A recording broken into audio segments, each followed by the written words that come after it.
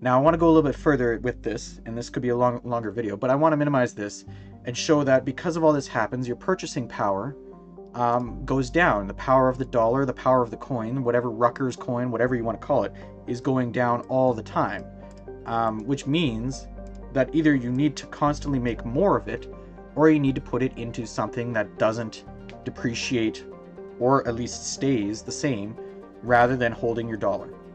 Okay, so this is the purchasing power of a dollar. So a dollar is always being devalued every single day, every single year. There could be like little pumps in here, kind of like relief things that kind of happens between foreign exchanges that hasn't happened really since this time period or whatever. This is the U.S. dollar, which correlates to the Canadian dollar, whichever. But anyway, what I'm trying to say is your purchasing power is always going down no matter what if you just have a dollar. That also means things don't always appear what they seem when your house goes up.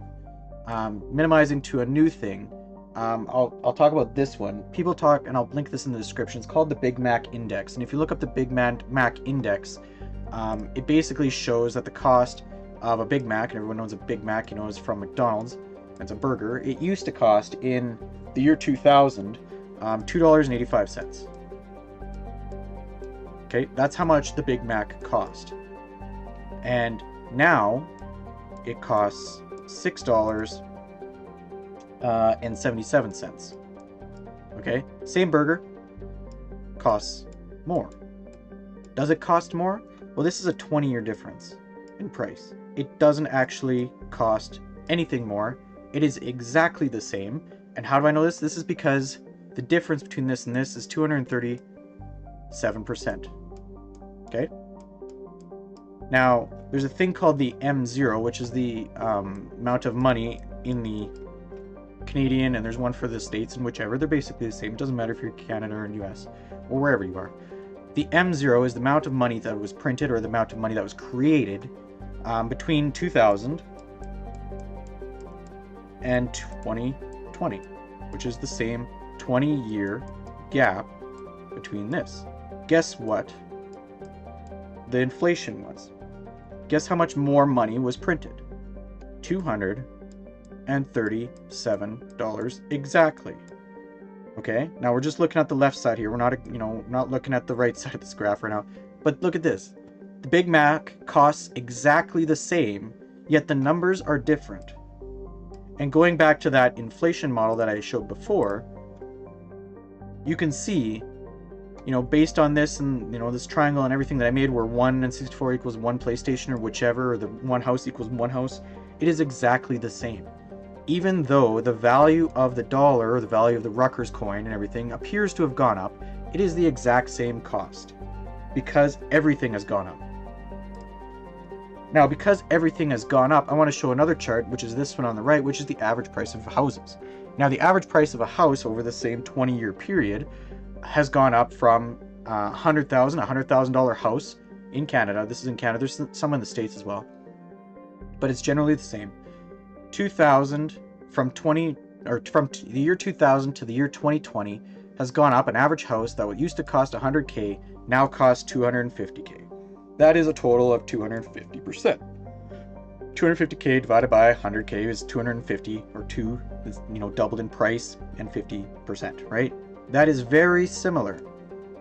And because housing is a market in its own, it's going to have different fluctuations, and a Big Mac isn't a market, it's just the cost of a Big Mac at McDonald's, which is going to correlate, and they have correlated for the last 20 years, exactly in link. Exactly, this is a chain link. It looks like an 8, but it's a chain link, and they're exactly correlated. How is that, right? And this one that I'm showing, the 250, isn't exactly correlated because it's a market. There's more people that, want to buy at certain times. There's more people that want to sell at certain times. It's a market. It moves, right? The price of, wood can be different because there's multiple places you can buy. You can't buy a Big Mac anywhere else than McDonald's, right? So they have a monopoly, I guess you'd call it. And sometimes McDonald's does have monopolies, which is cool too. But anyway, what I'm showing is the price of inflation has touched the housing market pretty much exactly, pretty similar. I mean, you're off by a little bit of percents. Pretty similar, right? To the amount of money that was printed. So your house doesn't actually make you money, and your house isn't actually worth more. And, I pause for a little dramatic effect, but it doesn't actually, it's not actually worth more. It's worth the same with inflation. Your house is still the same as somebody else's house. Your house went up, somebody else's house went up, right? It's exactly the same. Going one step further. Next, I want to show the M0, which is the money supply that I used before in the previous one, and how that went up 237% in 20 years, to now show the M0 in the last year alone. The amount of money that was printed by the government in the last year alone is up here. Used to be this amount of $1 million. It is 4 times the amount of money out in circulation, which is going to cause inflation in super dramatic ways, in my opinion, of housing, of the Big Mac, of every single thing that you're ever going to touch is going to go up in price. Is it going to go up 400%? In my opinion, if this does not get fixed, yes it will.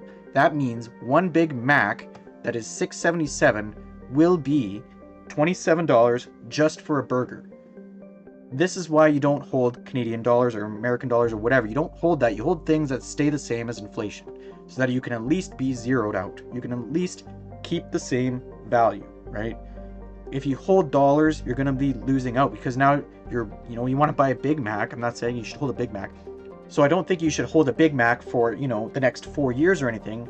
But if the prices go up, would you rather have your dollars in a Big Mac that, when it goes up, when it takes that inflation spike, or that house, even the house that is $300,000, let's say it goes to 1.2 million, everyone's like, oh yeah, I'm a millionaire. No, you're not, because all the other houses went up as well, 4 times the amount of the house of the inflation, right? It's the same. It is exactly the same.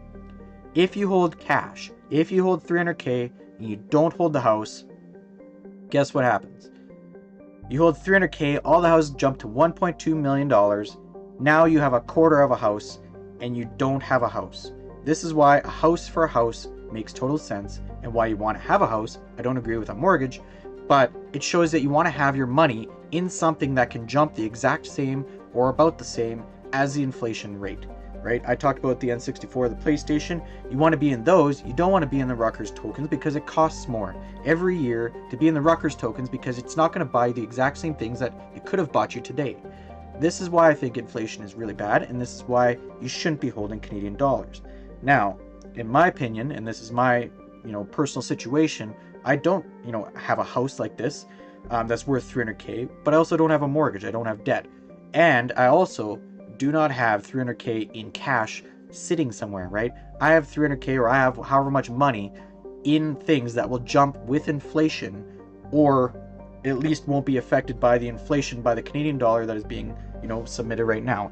So that is what I wanted to show with this, and what I wanted to show with this video is, you might make more on paper or whatever, but know that the majority of most of the things, such as a house or a Big Mac or N64 or whatever it is, they're being affected by inflation. And this is just what I wanted to show with inflation is you're not actually making more, you're maintaining value. If you have something that is not in Canadian dollars or US dollars or whatever dollars, they call it fiat.